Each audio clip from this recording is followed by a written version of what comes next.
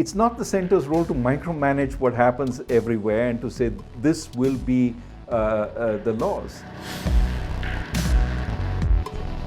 The world is dividing into two, the countries that are doing really well, the countries doing not so well, and within country, again it's dividing between those who have been affected by the virus and who are really hit hard, and those who have not and who have a lot of money to spend, and India is no different.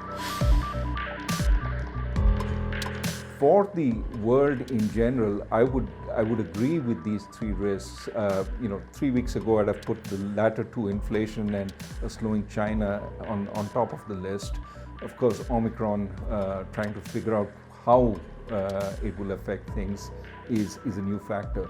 But yes, some of this represents opportunity, of course. In a slowing China, there are some countries that are rising to fill the space. Even in these times of supply chains getting constricted, etc., there are countries that have some spare capacity that can ramp up, that can find opportunity in this. So it's not entirely a bleak scenario. The point is the package as a whole had some problems. The greater problem is that different states, different regions in India require different parts of the package. The one-size-fits-all doesn't really apply. And part of the sort of reason for pushback is the attempt to put a one-size-fits-all framework on India. I think what the center's job is to give an overlying framework within which there can be a lot of decentralization. It's not the center's role to micromanage what happens everywhere and to say this will be the laws.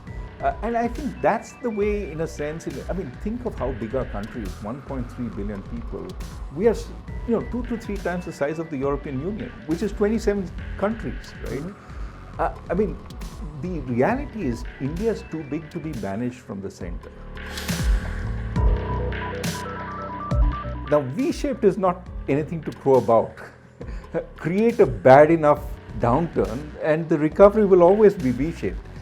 I think what is important is, have we sort of come out of the earlier malaise, and are we going to reach back to our trend level of growth? Now, to some extent, we are back to where we were in 2019. A number of countries are there, so we're not the only country that's back. But we also were a reasonably fast-growing country, 5%, 6% was what we were growing.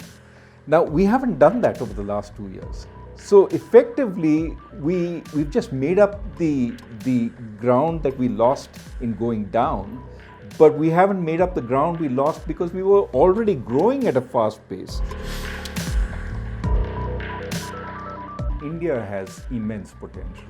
The country has such, when you look at our youth and what they can achieve, what they have achieved, what Indians across the world are achieving, you know that there is no limit to what we can do. But we have to be sensible. We have to know that we have weaknesses. We are not a country without weaknesses.